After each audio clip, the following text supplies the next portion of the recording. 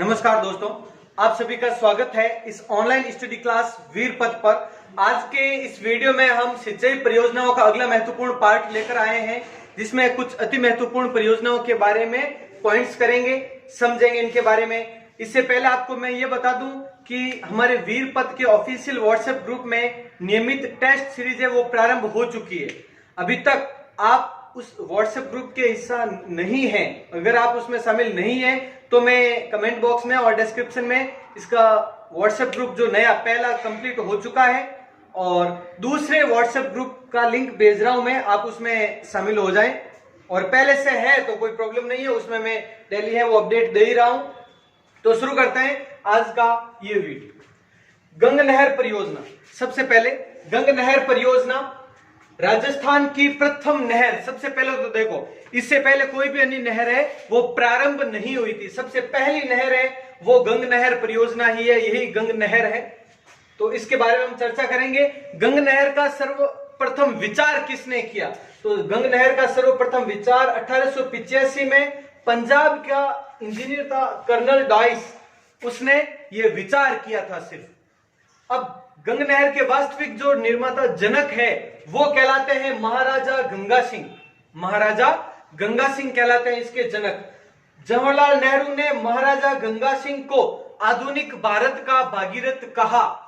ध्यान रखें, राजस्थान का भागीरथ वो भी महाराजा गंगा सिंह ही है और आधुनिक भारत का भागीरथ भी महाराजा गंगा सिंह ही है, यह जवाहरलाल नेहरू ने कहा था। अब इसमें जब ये गंग नहर प्रारंभ हुई तो उस समय सबसे महत्वपूर्ण कदम था सतलज घाटी समझौता, क्योंकि ये सतलज नदी पर ही है। ये सतलज नदी जो पिछली परियोजनाओं में भी हमने पढ़ा था, इंदिरा गांधी परियोजना में भी पढ़ा था, जिसका यहां पर था बाकड़ा नांगल परियोजना के बारे में भी पढ़ा था, जो दोनों बाकड़ा और नांगल बांध दोनों बांधों पर थी, तो इसके बारे में भी पढ़ा। और व्यास नदी घाटी परियोजना जिसमें कि पंडोह व पौंग नामक दो बांध बनाकर ये परियोजना प्रारंभ हुई थी, इनके बारे में पढ़ा। सभी सतलज पर ही है, ये व्यास पर, तो सतलज से संबंधित ही है ये भी। गंग नहर किस नदी पर निकाली गई? सतलज नदी पर ही है। इसके बारे में मैं अभी बताऊंगा कहां से निकाली गई, कितनी लंबी है, राजस्थान में कितनी लंबाई है, वो कंप्लीट डिटेल अभी बताऊंगा मैं यहां पर इस मैप के माध्यम से। अभी पहले से कुछ सामान्य परिचय कर लेते हैं इसका। तो सतलज घाटी समझौता क्या है वो ध्यान से समझना आप। 4 सितंबर 1920 को एक तो बीकानेर रियासत गंग नहर प्रारंभ करने का मुख्य उद्देश्य यही था कि बीकानेर रियासत में पानी उपलब्ध करवाया जा सके। बीकानेर रियासत ये पूरी थी, यहाँ पे गंगानगर भी उसमें शामिल था, हनुमानगढ़ भी था, चूरू भी था, बीकानेर वगैरह ये सब पूरा क्षेत्र था। तो बीकानेर रियासत और पंजाब और बहावलपुर कहां पर है? पाकिस्तान में, के मध्य एक समझौता हुआ। बीकानेर रियासत, पंजाब, और उस समय आपको पता होगा पंजाब है वो भारत और पाकिस्तान का बराबर है। अब पंजाब है वो पाकिस्तान में भी पंजाब प्रांत है और भारत में भी पंजाब प्रांत है अभी तो, लेकिन उस समय 1920 में ये एक ही था। तो पंजाब के बीच में और एक यहाँ पर बहावलपुर, हमने अंतरराष्ट्रीय सीमा की थी उस समय बताया था, पाकिस्तान का बहावलपुर यहाँ पर पंजाब प्रांत था एक बार। तो अब देखो बहावलपुर, इनके मध्य एक समझौता हुआ इसके पानी को लेकर, जल को लेकर, वही सतलज घाटी समझौता कहलाता है। कब हुआ, किन के मध्य हुआ, ये ध्यान रखना। और वो भी गंग नहर को लेकर ही हुआ। उसके बाद में बराबर एक वर्ष बाद में 5 सितंबर 1921 को महाराजा गंगा सिंह ने गंग नहर की नींव रखी। तो गंग नहर की नींव सर्वप्रथम कब रखी गई? 5 सितंबर 1921 को। बहुत महत्वपूर्ण डेट है, ये ध्यान रखना। इस गंग नहर के बारे में सबसे महत्वपूर्ण डेट यही है, 5 सितंबर 1921 महाराजा गंगा सिंह ने गंग नहर की नींव रखी। और गंगा सिंह ने ही कंवर सेन, जो कि बाद में इंदिरा गांधी नहर परियोजना का भी ये जनक कहलाया, कंवर सेन, उसको गंग नहर का प्रारूप बनाने के लिए इसी ने कहा था। अब गंग नहर का उद्घाटन कब हुआ? गंग नहर का उद्घाटन यानी ये तो निर्माण कार्य प्रारंभ हुआ यहां पर, नींव रखी मतलब निर्माण कार्य यहाँ पर प्रारंभ और 1927 तक ये निर्माण कार्य कंप्लीट हो गया। फिर उद्घाटन करने के लिए यहाँ पर भारत के तत्कालीन वायसराय लॉर्ड इरविन है, उन्होंने उद्घाटन किया 26 अक्टूबर 1927 को। और उसी दिन जिस दिन ये उद्घाटन किया था 26 अक्टूबर 1927 को, उसी दिन इसका नाम गंगानगर रखा गया। जो गंगानगर जिला और गंगानगर शहर है उसका प्राचीन नाम हमने पहले भी पढ़ा था, उसका प्राचीन नाम रामनगर था। ये विभिन्न प्रदेशों के उपनाम पढ़े, उस टाइम बताया था आपको रामनगर था पहले का नाम, और बाद में इसी दिन इसका नाम बदलकर गंगानगर रखा गया, ध्यान रखें। और गंगा नहर का सर्वाधिक लाभ भी गंगानगर को ही है। ये राजस्थान में सबसे ज्यादा क्या, ये तो एक अधिकार है गंगानगर का गंग नहर पर। राजस्थान में बात करें तो वैसे पंजाब में भी है काफी विस्तृत, लेकिन राजस्थान में एक अधिकार है गंगानगर का। और गंग नहर को ही बीकानेर नहर भी कहा जाता है, ध्यान रखना। ये गंग नहर को ही बीकानेर नहर भी कहा जाता है, क्योंकि बीकानेर रियासत थी, बीकानेर रियासत में ही ये नहर होने के कारण इसे बीकानेर नहर भी कहा जाने लगा। तो ये पॉइंट है वो नोट डाउन करें आप पहले, फिर आगे करते हैं। तो अब देखो गंग नहर परियोजना के आगे के कुछ पॉइंट्स। गंग नहर परियोजना जो कि अभी हमने पढ़ा है, राजस्थान की प्रथम सिंचाई परियोजना, प्रथम नहर और प्रथम सिंचाई परियोजना, ये भी ध्यान रखना। अभी मैंने बताया था राजस्थान की प्रथम नहर और राजस्थान की प्रथम सिंचाई परियोजना, ये विशेष अंडरलाइन करके ध्यान रखना आप। अब गंग नहर की शुरुआत कहां से होती है वो अब ध्यान से देखना। यहां पर इस जगह पर एक स्थान है हुसैनीवाला पंजाब, और ये वर्तमान में पाकिस्तान के हिस्से वाला पंजाब है, वहां पर है। यहां पर हुसैनीवाला नामक स्थान है, वहां से ये गंग नहर है वो प्रारंभ होती है, और यहां से फिर ये पंजाब भी है, पंजाब से चलते हुए गंगानगर में, इस तरह से ये गंगानगर में प्रवेश करती है। तो ध्यान रखें गंगानगर में स्थान है शिवपुर, गंगानगर में स्थान है शिवपुर। तो यहां तक शिवपुर तक विस्तृत है, हुसैनीवाला से लगाकर शिवपुर तक, शिवपुर गंगानगर में यहां तक विस्तृत है। इसकी टोटल लंबाई यहां हुसैनीवाला से लगाकर शिवपुर तक कितनी है, 129 किलोमीटर, 129 किलोमीटर। और ये पंजाब में कितनी है, 112, पंजाब में 112 किलोमीटर और राजस्थान में मात्र 17 किलोमीटर। यहां पर जहां से ये राजस्थान में प्रवेश करती है, प्रवेश देखो यहां पर ये गांव है जहां पर ये राजस्थान में प्रवेश करती है, सखा नामक गांव है,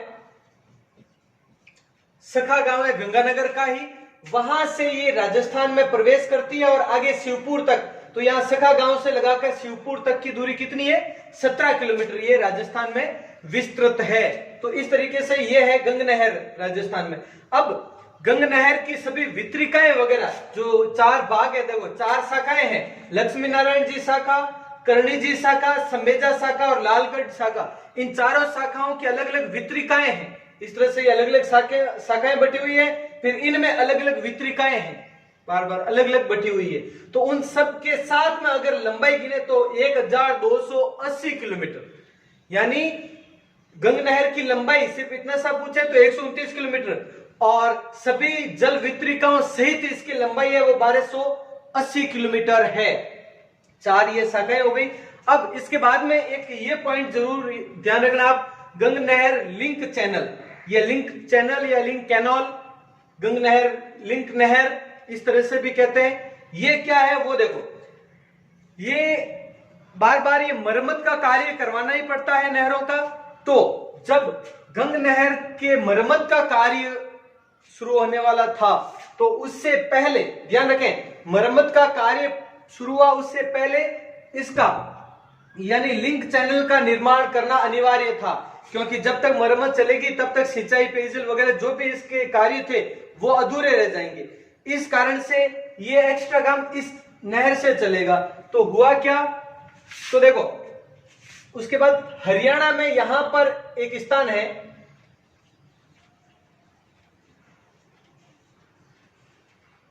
जो इंदिरा गांधी नहर परियोजना में हमने पढ़ा था, भाखड़ा नहर वगैरह निकलती है, भाखड़ा नहर है वो पंजाब, हरियाणा और राजस्थान से। तो इंदिरा गांधी नहर, और ये जो लिंक चैनल है वो इंदिरा गांधी नहर परियोजना से ही जुड़ा हुआ है। तो इंदिरा गांधी नहर परियोजना से, ध्यान से सुनना आप, एक स्थान है यहां पर लोहागढ़ स्थान, हरियाणा, यहां से ये प्रारंभ होती है और गंगानगर में साधुवाली स्थान तक जाती है। हरियाणा के लोहागढ़ से प्रारंभ होकर गंगानगर के साधुवाली स्थान पर ये गंग नहर लिंक चैनल है और इसकी लंबाई लगभग 80 किलोमीटर है। यहां से यहां तक, लोहागढ़ से साधुवाली तक 80 किलोमीटर की दूरी है इन दोनों के मध्य। तो और ये इंदिरा गांधी नहर परियोजना से जुड़ी हुई है और ये गंग नहर लिंक चैनल इस गंगानगर क्षेत्र में जहां पर ये गंग नहर परियोजना थी वहां तक जल आपूर्ति करती थी। अब देखो, तो गंग नहर परियोजना का मरम्मत कार्य है वो पूरा कब हुआ? तो ये 2000 में तो शुरू हुआ था, 2000 ईस्वी में शुरू हुआ था और 2008 तक चला था और उससे पहले इसका निर्माण कार्य भी प्रारंभ और पूर्ण दोनों करने थे। तो इस तरीके से ये गंग नहर परियोजना, पहले तो आप ये नोट डाउन कर लें। तो अब गंग नहर के बाद में कुछ अन्य नहरों के बारे में चर्चा कर लेते हैं। गुड़गांव नहर परियोजना, ध्यान रखें, जिसे कि यमुना लिंक नहर भी कहा जाता है। गुड़गांव नहर परियोजना को, इसका निर्माण कार्य है वो 1966 में प्रारंभ हुआ, ध्यान रखना, 1966 में प्रारंभ तथा 1985 में समाप्त हुआ, पूर्ण हुआ। निर्माण पूरा कब हुआ? 1985 में। और यह राजस्थान हरियाणा की संयुक्त परियोजना है। देखो, राजस्थान व हरियाणा की, और इन दोनों का समझौता हुआ था 1994 में। ध्यान रखें आप, 1994 में राजस्थान व हरियाणा के मध्य गुड़गांव नहर परियोजना समझौता हुआ था, ध्यान रखें। अब इसका उद्गम ओखला, दिल्ली में स्थान है, ओखला नामक स्थान है दिल्ली में, वहां से इसका उद्गम होता है। ओखला, दिल्ली से इसका उद्गम होता है यमुना नदी से, इसलिए यमुना लिंक नहर भी कहलाती है। तो वहां से उद्गम होता है और हरियाणा, ध्यान रखें, हरियाणा और राजस्थान, ये दोनों जिलों की ये संयुक्त परियोजना है। अब इसके अलावा जुरेरा गांव भरतपुर में ही है, भरतपुर में जुरेरा गांव है, कामा तहसील में, भरतपुर की,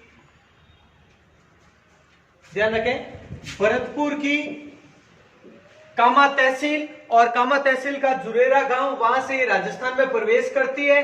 फिर भरतपुर की डीग व कामा तहसील, ध्यान रखें, डीग तहसील, डीग के जल महल आपने पढ़े होंगे, तो डीग और कामा दोनों तहसीलों को जल उपलब्ध करवाती है। इसकी कुल लंबाई 58 किलोमीटर, कंप्लीट इसकी लंबाई कितनी है? 58 किलोमीटर। और ये समझौते के बारे में बताइए अभी।